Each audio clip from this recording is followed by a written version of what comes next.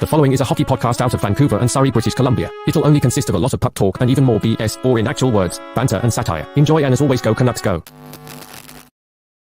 Okay, we back doing this, right?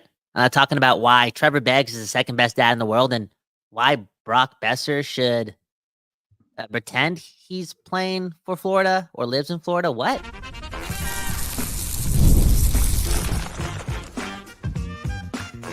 You're Locked On Canucks, your daily podcast on the Vancouver Canucks, part of the Locked On Podcast Network, your team every day.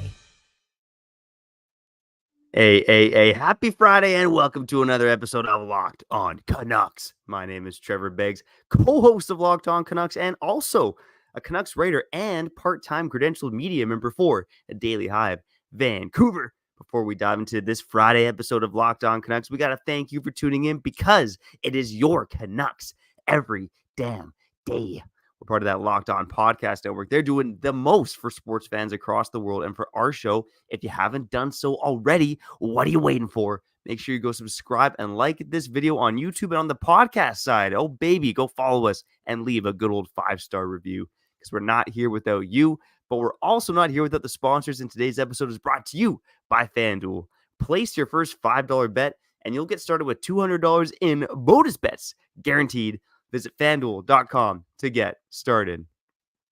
We might only be one day into the NHL season, or one game into the NHL season, I should say, for your Vancouver Canucks.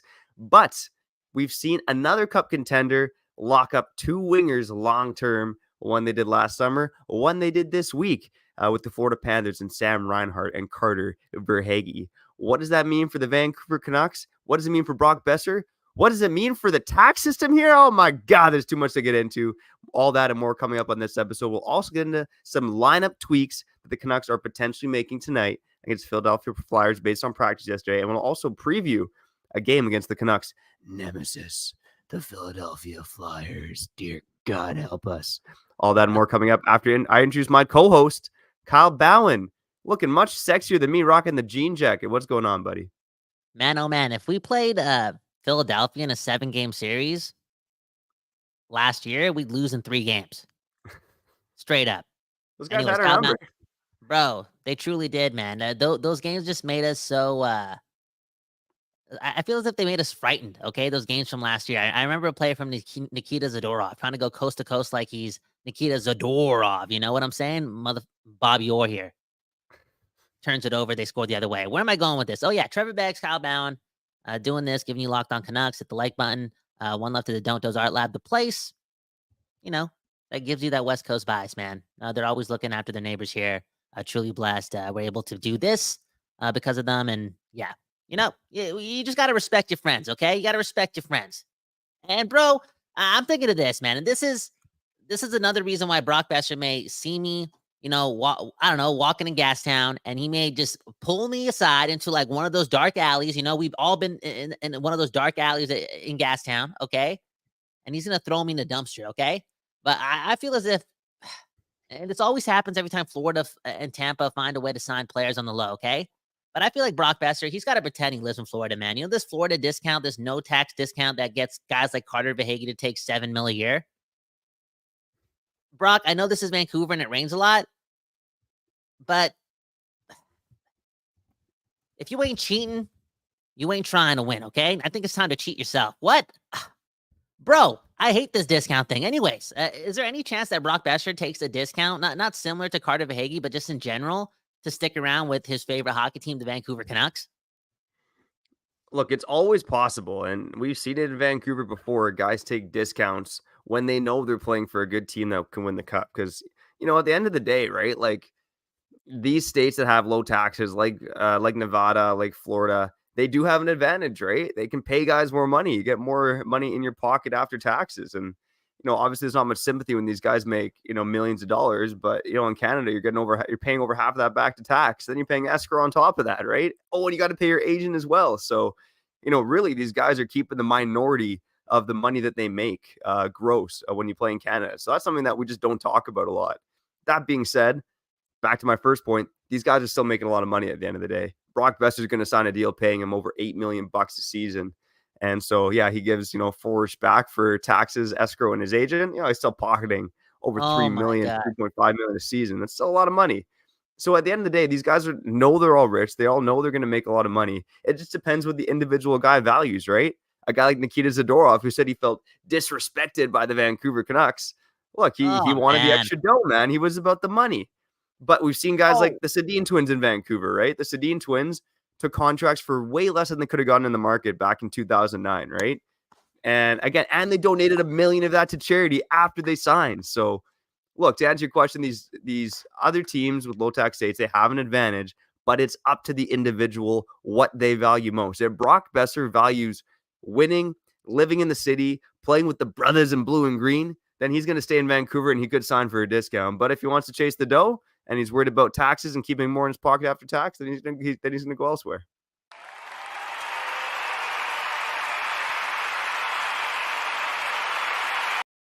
I'm about to cry, man. I'm about to cry. Look at us, man.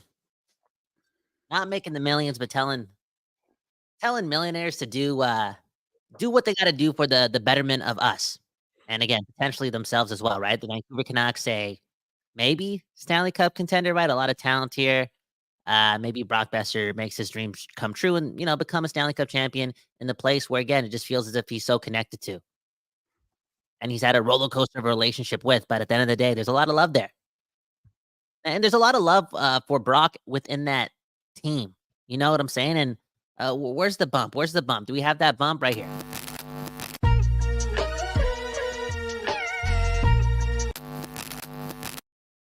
Okay, Uncle Problems, aka Uncle Ricky Problems. Okay, he sent us that message. I don't know if you remember this. It was sometime in the summer, but he pretty much said that the Canucks can't afford to let Brock Boeser go, considering the fact that he may be the most favorite player in that locker room. And oh yeah, he's getting better and better every season. It feels like in all facets of his game. So on one end, you want Brock taking less, and on the other end, it's like I know it's only been one game, but there he was scoring 2 goals again, and it's like, yo, Vancouver, you got to do whatever it takes to keep him. Yeah, that Uncle Ricky, he's a shadow figure in this Canucks organization. He seems to be pretty dialed in, and I think he's onto something there, right? And it's no surprise. I mean, Brock Boeser, first and foremost, is just a nice dude, right? He might not come off as the most charming or affable in like media scrums, but by all accounts, he is one of the most liked guys in that locker room, like Uncle Ricky's Mhm. alluding to. And obviously, a guy who's just done a lot of good in his life and has been through a lot. Like, how could this guy not be one of the top guys in the dressing room? Mhm. He's got, I think, a bit of a dry sense of humor as well, but just a good down to earth Minnesota boy, And Uh, again, like when I think about Brock Boeser, the Vancouver Canucks situation, I don't want to say I know he's going to sign for a discount, but I think that he, much like we saw a lot of guys do this offseason, right? Dakota Joshua, Tyler Myers, not on the star level, but overall good players, valuable players who took less money to stay in Vancouver. I could 100% see Brock Boeser doing the same thing because what did we hear last year? And, this, I think this always gets brought up when you play for a winning team, but the locker room's tight. It's a lot of fun to play here, blah, blah, blah. But you got a guy in Brock Boeser who, again, has been through so much, not only in his life, but in this market, and has chosen to stay here. He vocalized that last year and he backed it up with his best career season. And now he's playing with JT Miller, one of the best ooh, goddamn centers in the NHL. It's hard to get much better than it is right now for Brock Boeser and the Vancouver Canucks. So, look, ooh, we saw the Sam Reinhart deal. He took a sweetheart discount to stay in Florida. Yeah, lower taxes, blah, fuck. blah, blah. But again, I can see Boeser probably signing somewhere between 8 and 9 million next season. And, the Whoa. fact that they got Höglander locked up on a 3-year deal, paying him $3 million a season, that's a huge benefit to them signing Brock Boeser long term because, I mentioned it before, every day is no, and I'm sure we'll dive into it again at some point. But, the Canucks have, more against the cap coming up next season with the OEL buyout. That's going to buy about $2.5 million, and they don't have a lot of money coming off the books. So the fact that they got Höglander locked up for cheap means that they could probably get Brock Boeser a bit more on an extension. And they don't have to choose between the two players Okay. necessarily. But again, the whole notion that he may get a little bit more, I wonder if there's any way, because if Florida's doing it, and I know they have the advantage, but if they're doing it just by a little bit, and that's these players after considering that, oh yeah, I can make more because we have less taxes, but I'm also going to shed some money off my deal just to, you know, squeeze another guy in here for the betterment of the team. If Florida, the championship organization, is doing that, then the rest of the league has to follow suit. And man, like, I know it's a new generation, but look at what Crosby did. No, straight up.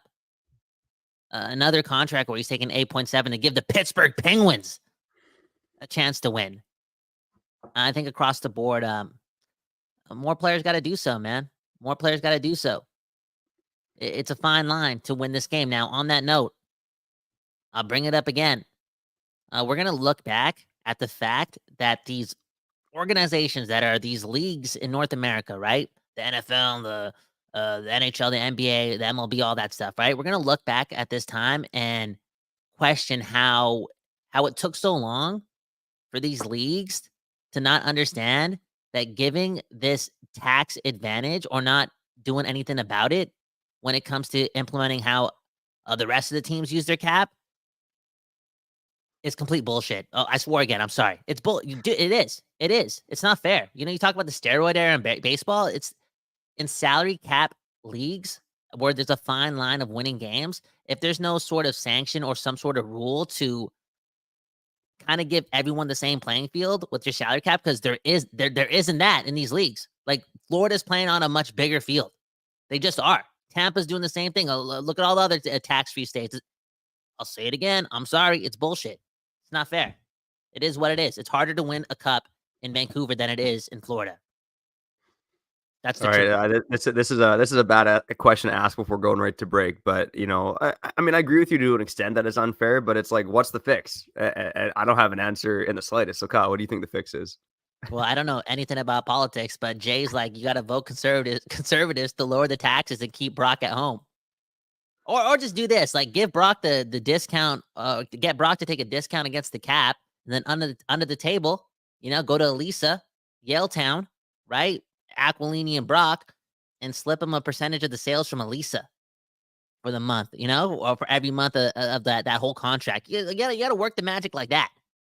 Again, if Florida's allowed to quote unquote cheat, why can't we do it? Oh man, you got to work the magic somehow. And man, oh man, I do believe that Patrick Ellevine will continue working his magic in these True. Brock Boeser negotiations. And the Vancouver Canucks, man, oh man, they better start working some magic tonight against the Philadelphia Flyers. God damn, because that was a disappointing way to start the season. Let's get into some of the lineup tweaks on the other side. And let's put some judgment on these players after one game, man. Overreaction season in early October. All that coming up on the other side after we showed it our friends over at Indeed. Kyle, look at me right now, man. Look at me. I'm in the tank top. Hair's messy. Yeah. You got the beard. I look like an unemployed bum, man. And if you're an unemployed bum like me, you got to make sure that you use Indeed. And if you're an employer, you better use Indeed because they are your matching and hiring platform with over 350 million global monthly visitors, according to Indeed data. And they got a matching engine that helps you find quality candidates fast. So ditch the busy work and use Indeed for scheduling, screening, messaging, massaging. No, okay, just messaging. And so you can connect with candidates faster. Indeed, they don't just help you hire faster. 93% of employers agree that Indeed delivers the highest quality matches compared to other job sites, according to a recent Indeed survey. One of the things I love about Indeed is that I can apply to hundreds of jobs in one day, just chilling in my man thong, baby. There you go.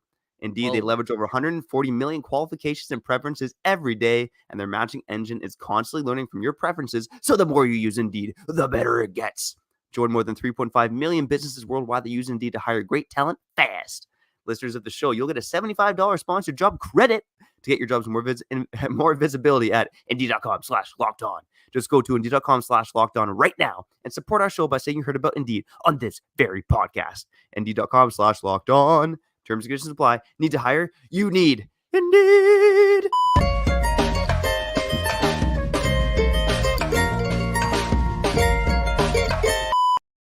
People, we back doing this, and that's talking about your Vancouver Canucks, Kyle Bound, Trevor Beggs. Hey, speaking of Kyle Bound, okay, I told the people I'm going to go, live on the post game on a separate channel, doing all that jazz. Ran into some technical difficulties a couple games ago or a couple days ago after game one. Yesterday, I ran a demo with some of the Locked On fans. It still didn't work. but I'm going to do my best to promise I'm live tonight, okay? Again, I'm 31 and a half years old. I don't know how to use a remote, and I don't know how to set up live streaming on my own end, okay? So bear with me, but it's going to be a show. It's going to be a lot of fun, and it's going to be about you and you and you and you. Speaking of which, Infamous, who helped us design a T-shirt, man. And when I say us, I'm talking about Kyle Bound and Trevor Beggs, okay? This whole T-shirt thing has nothing to do with Locked On, okay? I got to let you know that just in case it takes 18 weeks for you to get your shirt, okay? They don't want to be liable. Where am I going with this? Infamous helped design a shirt, and he's saying this, okay? The Canucks have been to the finals more times than any other team without winning. I believe our fans are hungrier for a cup than any other fan base. Again, we're missing the Stanley Cup here. Link in the bio. Go get a T-shirt. And Infamous, man, why you gotta drop that comment in the morning, man? That's a little bit depressing, and more so because the truth hurts. The truth does hurt, but the truth can also set you free, man. Just remember True. that. And we got some truth bombs at practice yesterday for your Vancouver Canucks. So as we talked about yesterday, Archdeep Baines called up, and Kyle thought he might be in the top 6. I thought he might be coming into the lineup, and Amon coming out. And Kyle, guess what? We were both wrong, buddy. Wah, wah, wah, wah. Instead of Baines skating in the top 12 in terms of the forward group, Pius Suter was back at practice, and he ended up centering the third line alongside. My apologies. Ratty is still centering the third line. Suter playing on the wing, replacing Höglander. And again, Garland with Ratty and Suter there. Höglander bumped down to the fourth line with Teddy Gluger and Kiefer Sherwood. Niels Amon, Archdeep Baines were the extras at practice. The top 6 remains the same, despite it being completely shuffled and thrown out of sorts in the season opener against Calgary. And the other change on defense, you got the first 2 pairs staying together, Hughes, Hronik, Susie Myers. But Vincent Desharnais, Jay Shrew, predicted he scored 15 goals. But did he predict that he would be a healthy scratch on the second game of the season? Because that appears to be the case. Forward and Juleson skated together at practice yesterday. Kyle, what are your thoughts on the lineup changes? Are you surprised by anything that transpired at practice yesterday? You just hit me in the head with a steel chair and a sledgehammer, man. So much information there. Straight up. And I think it's hurting me more because, again, I've been emotional over the last week. It's Canucks season. I'm back to loving this team, and the emotions are just making me a little irrational, making me say everything. Okay, there I was saying that Baines should maybe get a spot in the top 6 starting tonight for Daniel Sprong. Okay, let's keep Niels Amon in the lineup. Let's do all this. Okay, even 2 or 3 months ago when I was still emotional, I'm here saying, you know what? I've been so mean to Vincent Desharnais since we signed him. I got to start putting it out there. This guy's going to be a better defenseman than Darnell Nurse. That's the goal. Not that hard. Just do it. And now he's a healthy scratch. Game 2, which I've also been talking about too. I'm such an asshole, man.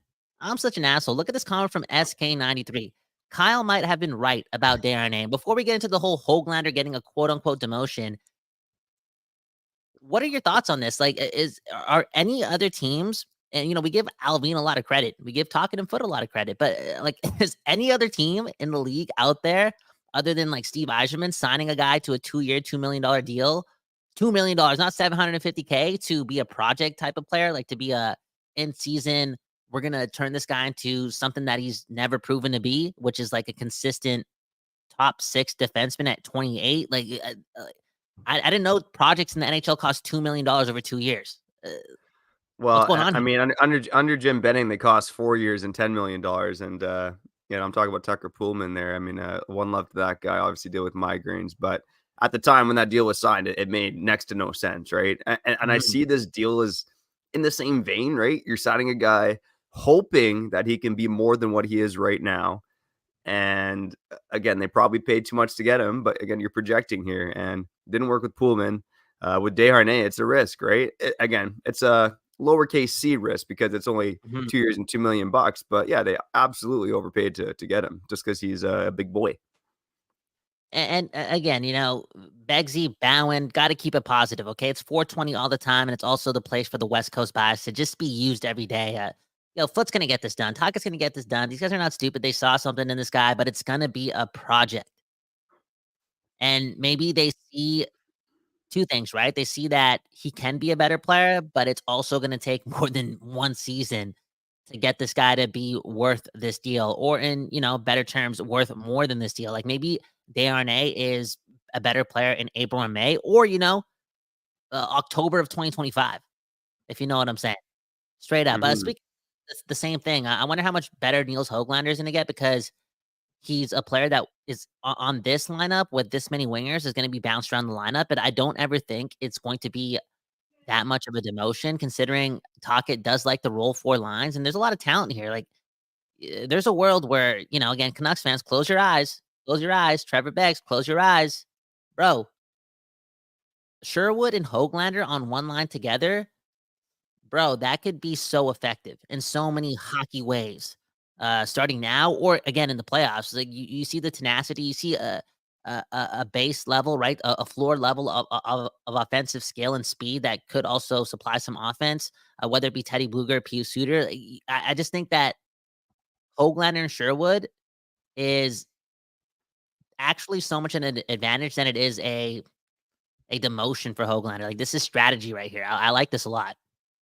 Yeah, I think that's actually a great point that you made there, because when I first saw it, it's like, what did Höglander do to deserve this? Like, he was fine in game one, but to your point, Kyle, I think it's, because the Canucks forward group is so deep, I don't think we should be looking too much into, oh, this guy's line one and this guy is line four, and what's going on. It's about the chemistry between the players, right? And what works best. And I think, again, we're still early on in this campaign, experimenting with, four new wingers in the lineup.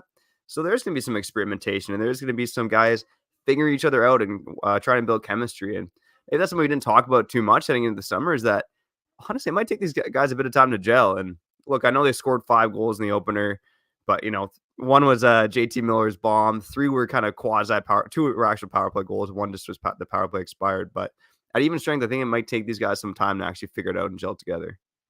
Yeah. Straight up. It's one of those reminders that Canucks fans need to get familiar with early on. And I'm not saying this team is going to be equipped with struggles early on, but the fact of the matter is, for a team that was so secure in their staples and in their identity, getting them to where they got last year, it's kind of impossible, in my opinion. Never been an ice hockey player, never played in the NHL. Just Kyle Bowen, okay? But it's kind of impossible for me to see that they can replicate that with so many new faces. Yeah, that's a great point, right? Again, 1/3 of the team is new, more or less, right? Not counting goaltenders, but you got 2 defensemen and 4 forwards who were not here last year. 5 if you want to count Aatu, right? So, yeah, it's going to take some time with these Vancouver Canucks. Again, we're 1 game into the season. That being said, don't lay an egg against the Philadelphia Flyers tonight, okay? I know it's their first game of the season, and the boys will be fired up. And the Canucks sucked against Philly last season. It's still the goddamn Philadelphia Flyers, okay? Do not lay an egg against these guys tonight. Kyle and I will try not to lay an egg here to end the show, but we will take a quick break here and wrap up on the other side. Talk about a little bit more about the game tonight, the weekend ahead, and your comments as well. All that and more coming up on Locked On Canucks after we shout out our friends over at FanDuel. All right, NFL fans, NHL fans, fans of all sports, you can start the season with a big return on FanDuel, America's #1 sportsbook. So when you get a hunch in the middle of the game, you can check out the latest stats, view live play-by-play, and so much more on the same page where you place your bets. You'll get started with $200 in bonus bets guaranteed when you place your first $5 bet. Now, Kyle, you were calling me pessimistic and a hater and blah, blah, blah yesterday because I said there's no chance that my Seahawks are beating the 49ers. Now, come on, man. Sometimes I might be pessimistic, but I'm also realistic, okay? And, if you bet against the Seahawks yesterday, if you bet on the Niners, you would have won a few buckaroonies there on FanDuel. So no matter what you're betting on, make sure you go to FanDuel.com. Well, Trevor, you think I'd ever bet against the Packers or the Canucks? Like, put money on it? Like, what's that? That's some Illuminati stuff, okay? For real.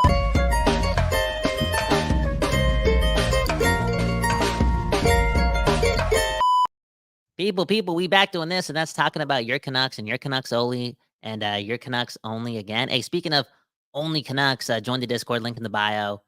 It's always fun chatting there. And they just get the news first. So what does that mean? Find out for yourself, okay? Anywho, Beggsy Bowen doing our thing. Trevor, we ended off the second segment talking about something that I kind of want to bring up again. The new faces. It's going to be hard for the staples to be stapled in with that many again new individuals in that room. It's going to take some time, and I have no doubt that the identity of the Canucks will be figured out by season's end, and they will be a hard team to score against and play against in general. But it keeps going back to me uttering the statement, right? The Canucks got to outscore their problems. They got to outscore their problems. Like things may not look the same like they did last year defensively early on, and that's okay. Things happen. But if we want to get off to a good start and pick up some points early on, right? Give this locker room the reassurance that okay, last year wasn't a fluke, like because this Vancouver, it's the West Coast, like it's different out here. You want to get off to a good start, and I think goal scoring and playing fun hockey is again maybe not like identity worth, but it's gonna get the job done early on. Yeah, I agree with you there. And again, I think this Canucks team in a lot of ways is not, I don't want to say starting from scratch, but they're learning how to play differently than they did last year, right? And again, we're only one game into the season, so I'm curious to see how it transpires here against the Flyers and on the homestand or on the road as well. But I do wonder if they're going to get away from their identity a bit, continue to try to attack off the rush, or if they're going to default if maybe the goaltending isn't as sharp or similar to what it was in game one. But we talked about it yesterday. I believe in Shilov's to come back. He's bounced back in the past. And Kevin Lankinen should get his first start for the Vancouver Canucks tonight. Not confirmed, but expected. Really? Yeah. You think so? Yeah. Is that That's what it expected? sounds like. Damn. Okay. So I thought We'll see. I thought Talkett would do the whole, I have your back, Shelov, don't worry, get back in there type of play. Okay. Just to instill some confidence in the faces of this team. The top dogs. It's early on. Shelovs, don't worry. 6 goals on 4 shots. Don't worry about it, bro. Get back in there and do your thing against Philadelphia. I thought that would definitely be the move. I think it would just be again, like yesterday, emotional, talking a lot of ish. The she lost rhetoric, right? The reason why we lost game 1, I was just one game. Shut the Kyle, like you're an idiot. But just looking back at it, Trevor, what you just said in the earlier part of your spiel was so important, and that's Shelov's ability to be resilient, right? That's like his strongest trait. It's the biggest thing that makes him calm, cool, collected, a bit of an X factor for this team. And I think he's going to bring it. He's just one of those guys. He's not going to have 2 bad games in a row. Yeah, I agree. And in case people think I'm making it up, basically the tea leaves from practice yesterday, usually the first goalie off the ice is the guy who plays, right? And Lankinen was the first guy off the ice. Not only did Shilovs be the second guy off the ice, but he actually stayed out for quite a bit after practice, working with goalie coach Marco Torianis. So I think it's an indicator that Lankinen probably starts. Shilovs trying to work on some things in his game because, the book is more or less out on him. He's not handling those point shots very well. But we'll see how it goes with Shilovs. Again, I expect him to bounce back when he does get into the lineup. It is Alex Edler night tonight at Rogers Arena. The guy signed a 1-day contract to retire with the Vancouver Canucks. Can he play tonight? Can he play tonight for Forbert? Is there any way he can play tonight for Forbert? Is that allowed? 1-day contract, right? Why not? I don't see why not. Unreal. That would be the ultimate, here's a lesson, Vinny Darnay, Forbert. You're allowed one bad game only. You're on the West Coast. A guy with a 1-day contract replaces you. Unreal. Yo, Alex Edler, man. One love to Alex Edler. Again, I'm reflecting a lot in life. 31 and a half years old. You got to, sit on a rock sometimes and just look back. And as SK93 is saying right here, okay, Edler in his prime would be unreal on a team like this. And yeah, Edler in his prime, I think we talked about this like a month ago, was a big part of some of the most fun times in Canucks history. Yeah, straight up, man. And, the guy deserves his flowers tonight. I know he's going to get them from the fans at Rogers Arena. He's also going to get them from me, man. They let me back in the media booth tonight, buddy. What? Yeah, I'll be there. I got an interesting afternoon, man. I plan to go with my family to the circus. There's a little pop-up circus going on I think in Richmond near Lansdowne. Awesome. And then I got to bolt from there to downtown. So I'm actually probably going to miss the Edler ceremony. So one love to you, Edler, but I won't be there to it's okay. to clap from the media booth. So, but I will be there for the game tonight. So I'm excited for that, man. It's okay. Just the 3rd best defenseman in franchise history. It's all good. Yeah, it's all good. And Friday vibes, man. Trevor's just the 2nd best dad in the world. People think I'm lying about that, man. I called this guy in the morning, write a little pregame prep, and you could just see the spark in his voice that he's able on this I guess, Thanksgiving Friday to spend more time with your children. I'm really happy that you're going to a circus. I feel as if that's gonna be it's gonna be a memory, man. Cotton candy, bro. Cotton candy, man. That's the move. That's the move. All this like, don't eat cotton candy. There's no 100% organic olive oil in there, and you're gonna die, dude. Just eat your cotton candy, okay? It's all good. It's all Yeah, good. there Drink we some. go. Yeah, you know what? I showed my daughter cotton candy for the first time. I think my wife for the most part has gotten the first, but I got the first on that one, and it's a beautiful thing giving a kid cotton candy, man. Yeah, Let's get to a couple comments before we get out of here. According to SK93, I'm looking like the lead singer of a pop rock band. I mean, lo and behold, that was my dream when I was a kid. At first, I wanted to be a rock star, then I wanted to be a hockey player. Then I realized I couldn't play music, and I wasn't that good at sports. So here I am talking on a podcast, man. Oh yeah. man, I feel like you could lots. be in a punk pop rock band. Like you kind of look like you could be I don't know. Like I'm not gonna say Simple Plan, Yeah, no, that but sounds about right. Yeah, that's something, shave the right? beard. Yeah, I'm Mariana's not Trench. perfect, but I keep Oh trying. yeah, That that's song, that's right? Headley. Let's not go down that road, man. Let's not Oh, go my down bad. Jacob Okay, whoa, Harder, whoa, whoa, Dark whoa, whoa, Guy. whoa, Wow, whoa, whoa, whoa, whoa, whoa, whoa. come on, I did not. Kyle, Whoa, whoa, whoa. I unbelievable. didn't know that. I didn't know that, man. Oh my Sorry. god. Okay, I know. Okay, I'm so sorry. That was bad. Segue. Back to the Okay, comments. Back to the okay, comments. Okay, okay. there's a lot of comments about Petey still going on. Okay, Polite Yeah, Junior. He's on the take away Petey's PS5 trade. He's saying trade Petey for Boldy, save $6 million, buy a D. I don't know anymore. SK93 also saying sign Besser and trade Petey for Tage Thompson and Bowen Byram. And then Jay Schro in the comments saying everyone needs to lay off yeah, Petey. He's not playing great, but everyone bashing him into the ground will make it worse. And that is the most accurate comment that yeah, I've read yeah. so far today because Petey, he's got all the skill in the world to be one of the best players in the NHL. We've seen him do it, not just in flashes, but for long stretches of time. This guy's got the sauce. He just needs to rediscover that mojo. And I don't know if this is like an Austin Powers thing where somebody stole his mojo, but he's got to get it back, man. Yeah, and speaking of mojo, man, Trevor, you're so patient with me, man. Okay, I listened to yesterday's episode. I listened to the end of the episode, right? I was just going off. I was emotional talking about Pedersen. That's what one loss does. That's what happens when you blow an 8-goal lead, a 12-goal lead in game 1 of the season, okay? Just, you're all over the place. And I was going in on Pedersen, just listening back. I want to punch myself. I want to rip my eyeballs out, straight up. Straight up. And the comment from above, I forgot who it was from. It seems like a bit of a new commenter. And I'm 31 and a half years old. It takes me some time to, remember things. It just spot on, man. Just spot on. And this whole like universe thing, again, Trevor yesterday bets against the Seahawks, puts money on the 49ers, says his favorite NFL team of all time isn't going to win a game. And look what happens. He manifests a big divisional loss for his favorite team. And if we're just putting it out there that Pedersen's not going to be that guy, there's like a 0.0001% chance added to like the truth in that statement, And let's not do that. PD against the Flyers, against Tortorella, he's gonna figure it out. This is gonna be, this is gonna be a fun time. A fun time tonight, and Pedersen's gonna shut Kyle Bowen up. Okay. Anyways, Trevor Beggs, Kyle Bowen, Locked On Canucks, one left to the Don't Dose Art Lab for, just looking after its neighbors. Hey, one left to the Locked On Podcast Network for giving us that culture, right? Your Canucks every minute, aka every day. Hit the links in the bio. I'm gonna do my best to get on a post game show on my own feed. Let's see if I can learn how to use the remote. Okay. And again, buy a t-shirt. Again, not associated with Locked On Canucks, okay? But don't worry, you'll get your t-shirt. My name's Kyle Bowen. That's KYLEBHAWAN. I'm from Surrey, British Columbia, and my phone number is 778-911. You'll get your shirt. Don't worry. Begsy, sign us out. Damn. All right. Shout out to the everydayers, the occasional listeners, the first-time listeners, the new subscribers, and those of you who join us on the live show on YouTube, wherever you're listening, whenever you're listening. We appreciate the hell out of you for tuning in to Locked On Canucks. Enjoy the game tonight. Again, Kyle got you covered potentially for a post-game show. Man, oh man, I should find you after the game tonight, buddy. Ooh. I'll hit you up for that. But for you and you, appreciate you listening. Again, is Locked On Canucks, your Canucks every day.